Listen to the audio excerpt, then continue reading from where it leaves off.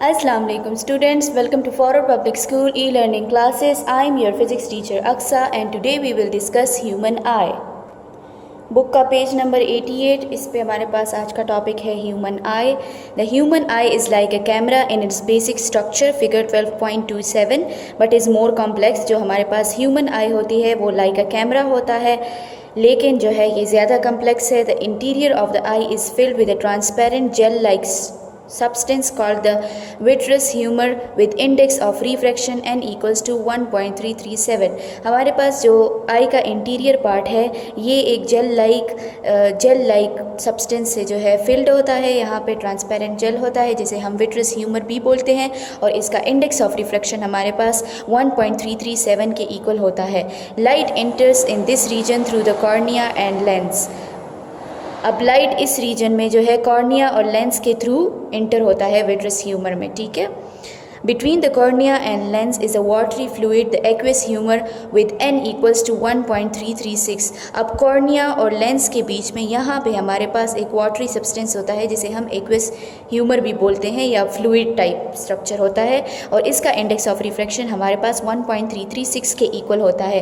The iris adjust automatically to control the amount of light entering the eye similar to the camera. अब जो हमारे पास iris होता है ये खुद को ऑटोमेटिकली एडजस्ट कर सकता है जब लाइट एंटर होता है हमारे आई में. ठीक है. The retina which plays the role of the film और sensor in the camera is on the curve back surface of the eye. अब जो आई का पिछला पोर्शन है यहाँ पे हमारे पास रेटिना होता है.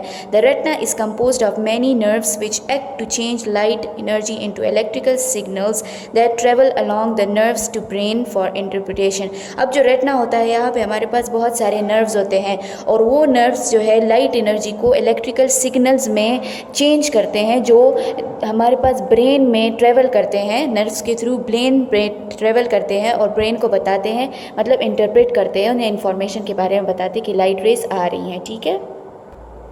नेक्स्ट पेज 89 पे the lens of the eye n equals to 1.386 to 1.406 does little of the bending of the light rays. जब लेंस आई के लेंस पे लाइट रेज पड़ती है तो ये थोड़ा सा उनको बेंड कर सकती है. ठीक है. Most of the refraction is done at the front surface of the cornea at it interface with air. ज़्यादातर रिफ्रैक्शन हमारे पास फ्रंट सरफेस यहाँ पे कॉर्निया के सामने हो जाता है. ठीक है.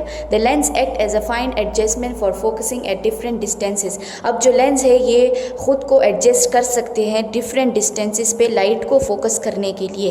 This is accomplished by ciliary muscles which change the curvature of the lens so that its focal length is change. अब ये जो है सिलरी मसल्स के थ्रू ये अपना काम कर सकता है, लेंस खुद को एडजस्ट कर सकता है और ये सिलरी मसल के थ्रू जो है लेंस का कर्वेचर भी चेंज हो सकता है और इसी तरह इसका फोकल लेंथ भी चेंज हो सकता है. To focus on a distant object the ciliary muscles of the eye are relaxed and the lens is thin as shown in figure 12.28a. अब अगर हमें थोड़ा दूर किसी ऑब्जेक्ट को देखना है या उस पर फोकस करना है तो जो सिलरी मसल्स है ये रिलैक्स हो जाते हैं और हमारे पास जो यहाँ पे आप लेंस देख सकते हैं ये थिन हो जाते हैं. ठीक है. And parallel raise focus at the focal point on the retina. और जो हमारे पास रेज आ रही होती हैं इसको ये लेंस जो है यहाँ रेटिना पे जो है फोकस कर देती हैं और ये रेटिना जो है इसे हम लेंस का फोकल पॉइंट भी बोल रहे हैं. To focus on the near by object the muscles contract causing the centre of the lens to thicken figure 12.28b thus shortening the focal length so that the images of nearby objects can be focused on the retina. अब अगर आपने करीब की किसी चीज़ को देखनी, फ़र्ज़ के एक ऑब्जेक्ट बहुत ही करीब हमारे पास पड़ा हुआ है तो जो मसल्स होती है ये सिलरी मसल्स होती है ये कंट्रैक्ट हो जाती है और इनकी इसी कंट्रैक्शन की वजह से ये लेंस जो है ये थिक हो जाते हैं, जैसे हम इस फिगर में भी देख सकते हैं. और ये जब थिक होते हैं तो ये हमारे पास फोकल लेंथ को थोड़ा सा कम कर देते हैं और वही हमारे पास जो इमेजेस होती है वो भी रेटिना पे फोकस हो जाती हैं behind the new focal point. This focusing adjustment is called accommodation. और इस फोकसिंग एडजस्टमेंट जो लेंस के केस में लेंस कर रहा है इसको हम एकोमोडेशन भी बोलते हैं. Okay. The closest distance at which the eye can focus clearly is called the near point of the आई।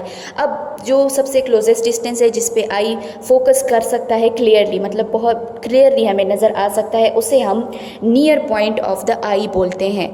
ठीक है। For young adults it is typically 25 centimetre. अब जो यंग लोग होते हैं उनके लिए ये point of near point of eye जो है ये तकरीबन 25 सेंटीमीटर के इक्वल होता है। As people grow older the ability to accommodate is reduce and the near point increases. ठीक है। अब जैसे जैसे लोग आगे बढ़ते जाते हैं, मतलब बूढ़े होते जाते हैं, तो इनका नियर पॉइंट जो है वो चेंज होता जा रहा होता है। ठीक है। नियर पॉइंट पे इंक्रीज आ रही होती है।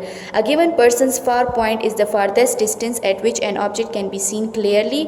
Since we can focus on the moon and stars it is clear that the normal far point is essentially infinity. हम मून और स्टार्स को भी देख सकते हैं, तो हम कह सकते हैं कि जो हमारे पास नॉर्मल फार पॉइंट है, मतलब जो नॉर्मल केस में हम कहते हैं कि फार पॉइंट हमारे पास ज़्यादा से ज़्यादा क्या हो सकती है, इन्फिनिटी हो सकती है। Many people have eyes that do not accommodate within the normal range of 25 centimeter to infinity or have some other defect। अब बहुत सारे लोगों को हम देख सकते हैं कि वो नॉर्मल रेंज 25 सेंटीमीटर से इन्फिनिटी तक उनको मतलब एकोमोडेशन में मसला भी होता है और ज़्यादा चीज़ों को देख भी नहीं सकते, और या उनको कोई और आई डिफेक्ट होती है। अब हम दो कॉमन आई डिफेक्ट्स के बारे में भी पढ़ेंगे। Two common defects are short sightedness and long sightedness. ठीक है। Both can be corrected to a large extent with lens either eye glasses और कॉन्टैक्ट लेंसेज। अब जो हम देख सकते हैं कि लोगों की नज़र वगैरह कम होती है तो उनको कोई ना कोई मसला होता है। दो मसले हैं, या तो शॉर्ट साइटेडनेस होगा या लॉन्ग साइटेडनेस होगा। इसको बारी बारी हम डिस्कस भी करेंगे और इन दोनों को हम करेक्ट कर सकते हैं एक ख़ास रेंज तक अगर हम आई ग्लासेस को यूज़ करें, या जो फंक्शंस वगैरह में लोग कॉन्टैक्ट लेंस यूज़ कर सकते हैं, तो इन दोनों को यूज़ करने से इंसान की नज़र पे काफ़ी जो है हम असर पड़ सकता है। ठीक है। उम्मीद है स्टूडेंट्स आपको आज का टॉपिक समझ में आ गया होगा। Stay home, stay safe. अल्लाह हाफिज़।